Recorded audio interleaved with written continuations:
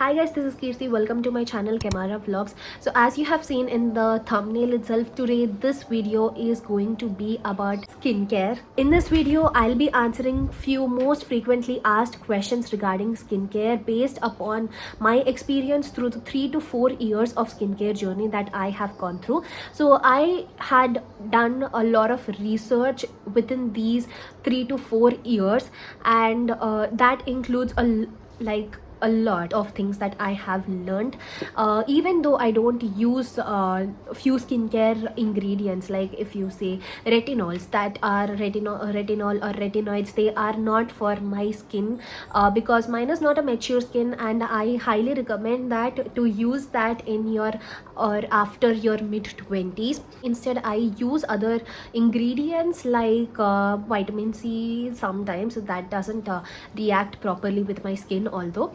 And I use salicylic acid, I use niacinamide, I use hyaluronic acid, basically the ones which are less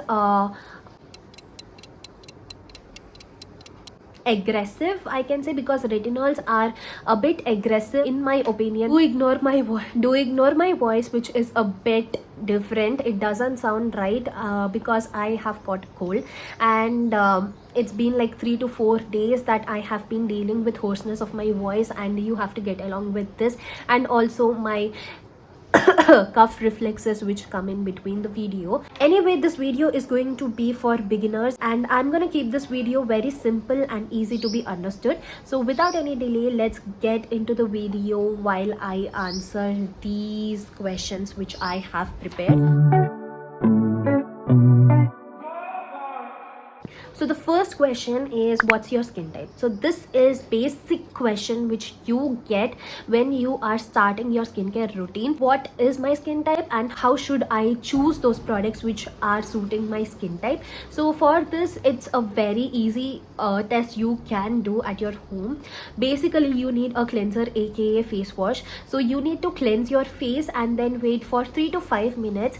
Then if you face any of these, then it can help you in knowing your skin type. So if you have an oily zone in here, which is basically the T zone, then you have a combination skin type. If you face oiliness all over your face, then you have an oily skin type. And if you face dry and flakiness or extreme dryness, then you have a dry skin type. If you have faced nothing like these, then you have a normal skin type. It indicates that you are really lucky. And if you have acne prone skin type, then you face acne or breakouts likely very often, and of course you will be having these marks which are inevitable if you have acne. Okay, so the second question, what are all the products that you need to start a skincare routine? So in my opinion, I don't suggest you to follow an 8-step Korean skincare routine every day. You just need 3 steps, which is cleanser, moisturizer, and a sunscreen, which is unforgettable. And sometimes moisturizer can be skipped if you are using a sunscreen which has hyaluronic acid and whatever other moisturizing ingredients are there. I feel that these days a sunscreen is working like a moisturizer too, because if you see, there's a moisturizer come sunscreen which is called as the Episoft, that retails for around 600 to 700 I guess, and you don't need an extra sunscreen when you are using that Episoft. And coming to the serums and toners, so toner is an extra step which is not like compulsory for you to use. Yes, you can use it. Yes, it has benefits. Before the moisturizer and after the cleanser, you can use a toner. You can even use rose water as the toner thing. I have been using that since 3 years, but now I have stopped using it. I'll start using it in the summers. I didn't feel the need of using it before, but once it's summer, I'll definitely use it. Excuse me. So yeah, serum. Now coming to the serum part. Serum form of the active ingredients are to be used when you want to target some specific skin concerns. Like if you have acne or breakouts, then you can use salicylic acid in the form of a cleanser, which I suggest rather than the serum form, because the serum form of salicylic acid can be a bit irritant for few skin types. And If you take niacinamide for reducing your pore size, or if you take alpha arbutin and vitamin C and kojic acid for dealing with the pigmentation marks and dark spots and other concerns, and hyaluronic acid is a basic serum which you can find, like, to be, it can be used by anyone, it can, there's no restriction for that. So serum is something if you want to target some specific skin concern for the increased effectiveness of the ingredient. And now if you are confused about these actives, then that's the next question which we are going to talk about. So third question is, what are actives and are they necessary? Like I said, they are necessary only if you want to target some specific skin concerns. So there are actives like vitamin C, alpha arbutin, kojic acid, niacinamide, salicylic acid, retinol, and what else? There's lactic acid, which is an AHA, glycolic acid again, which is an AHA. So for giving you a clear picture, I'll be dividing these actives into categories. So first we'll begin with AHAs, which are alpha hydroxy acids, and second one BHAs, which are beta hydroxy acids. Third, the antioxidants. Fourth, retinoids, and fifth one is the humectants. So alpha hydroxy acids, they are exfoliators just like BHAs, but the only difference between BHA and AHA is that the AHAs will be performing a superficial exfoliation. They don't penetrate deep into the skin, but they will be helping you with exfoliation of the skin. Now what is exfoliation and all, I'll be dealing with them later. So AHAs includes glycolic acid, lactic acid, malic acid, citric acid, etc. Actually, I made a very clear post about these actives and about layering skincare. On my Instagram, I made a very clear post. I'll be linking that in the description box. You can go check that for a very clear view on that. I'll also be adding these pictures of that post over here when I talk about each ingredient. So first we'll go with the AHAs. So AHAs are the alpha hydroxy acids. Like I said, they are superficial exfoliators, and they are very useful in removing the tan. Lactic acid, which is available naturally in the form of perugu, which is curd, and glycolic acid, it is available in berries and etc. natural forms. Now coming to the BHAs, beta hydroxy acids, this includes salicylic acid, which is the main one, and this is a boon for acne prone skin. And you get acne or breakouts, so whenever your pores get clogged by dirt or by your sunscreen residues, this salicylic acid, it penetrates deep into your skin, cleanses your pores, and helps you in treating the pimples or breakouts or acne, whatever you can call it. Now the thing about salicylic acid is that this is a bit irritant in the form of serum, because mostly the serum forms of salicylic acid will be containing it in the concentration of 2%. Now in the salicylic acid cleansers, we'll be getting at least 1% or 0.5% or 2% maybe. I didn't particularly see 2% in cleansers, but excuse me, but they are a bit safe, I can say, on most of the skin types. If you have a sensitive skin, then I highly suggest you to use a cleanser form of salicylic acid. And for recommendations, you can comment down. I'll reply to the comments. Now third one, which is antioxidants. Now these antioxidants includes vitamin C, vitamin E, alpha arbutin, and niacinamide. Now these are helpful in treating the pigmentation, and they are also helpful for protection of the skin from the damage which is caused by free radicals, which can be either from the sun or they can be because of the pollution factors, etc. And they reduce fine lines, like I think it's vitamin E. And niacinamide, it is a powerful antioxidant. One more thing, salicylic acid and niacinamide combination is something which I am seeing being manufactured, being formulated together very often these days, and I have used one combination and I felt like that's really great if you have acne prone skin, because niacinamide helps to strengthen the barrier and it helps to treat the acne scars, sorry, not the scars, I'm sorry, it's the marks. And this also helps in reducing the appearance of the pores and all. So if you have an oily acne prone skin, you'll definitely love this combination. So now coming to the fourth category, category, which is retinoids. So retinoids includes retinol esters, retinol, retinaldehyde, and retinoic acid. These retinoids, they are helpful. First thing, they are used for acne, yes, that too if that is recommended by a doctor. Don't go and use isotretinoin by yourself. That's not which is suggestible. Use that only if you have a doctor's prescription or doctor has prescribed you. It also is useful for stimulating the collagen production. That's why you see people suggest to use retinol serum and retinoid products when you are in your mid-20s, so that your collagen production will be boosted and you will be having a healthy skin. The fifth category, which is humectants, and this includes hyaluronic acid and glycerin. Hyaluronic acid is a very basic ingredient.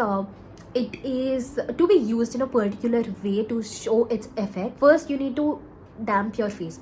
There is a difference between damp skin and wet skin. So wet skin is when you splash your face with water, and when you let that dry and it is not completely dry, that's called as damp skin.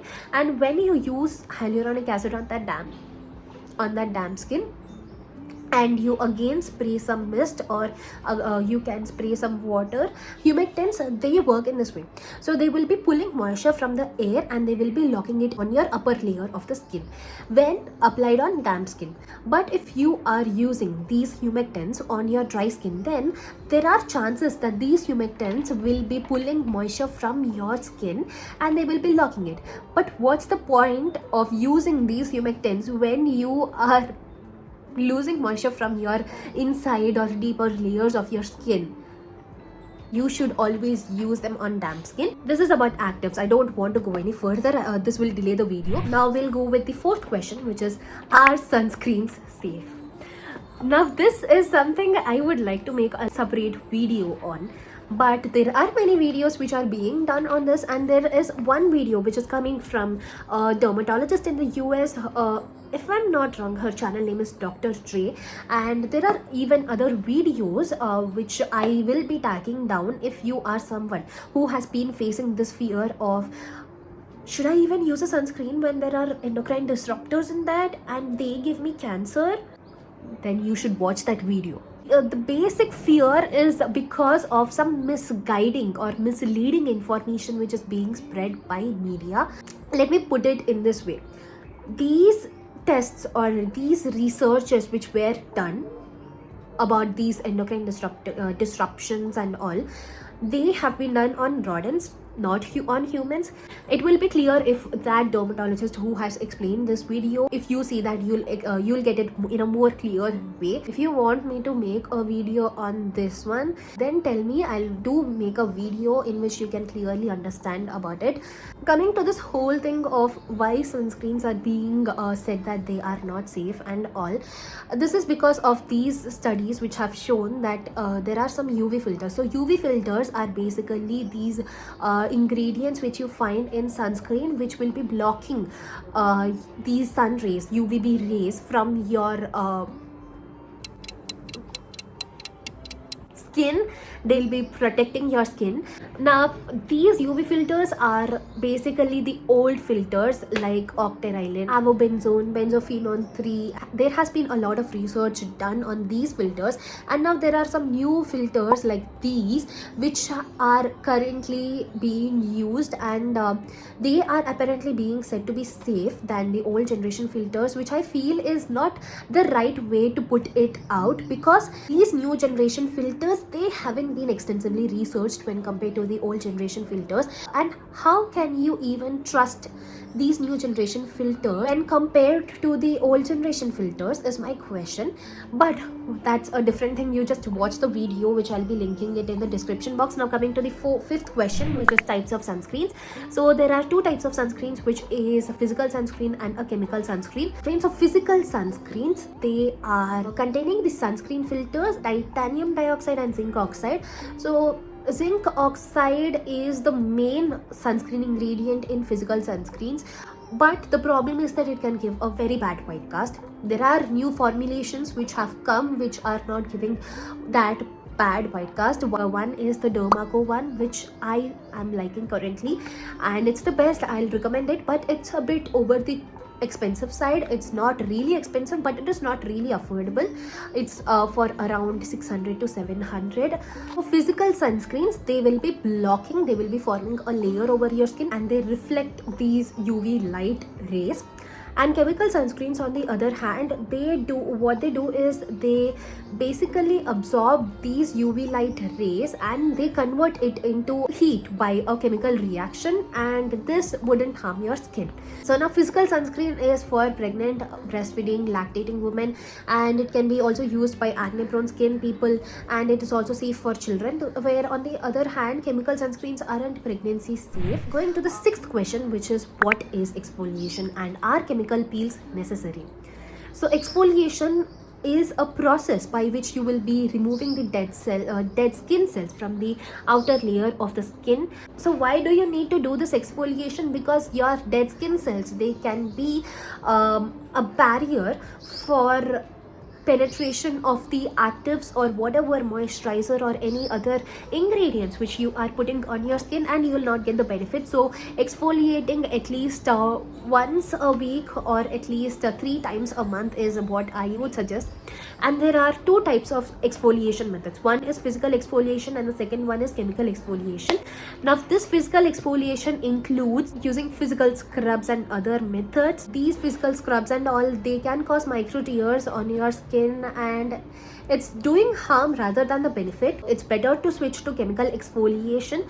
And chemical exfoliation, by the term, you don't need to actually use these chemical peels. As a beginner, you don't need to use it. Instead, you can use actives in the form of cleanser. Like I said, they are very much effective and they are very much safe to be used. The ordinary peeling solution, that's not for beginners, definitely not for beginners, because it has high strength of actives in that, and I wouldn't suggest it unless you have been in like 5 to 6 years of skincare journey and you have used these actives, then only you can use them. And of course, remember that whenever you use these actives or any other chemical peels, if you are using, not to forget using sunscreen, at least at that point of time, because your skin is being sensitive, and when your skin is already sensitized and it is being exposed to the UV light, then there are chances of your skin cells turning into cancer cells.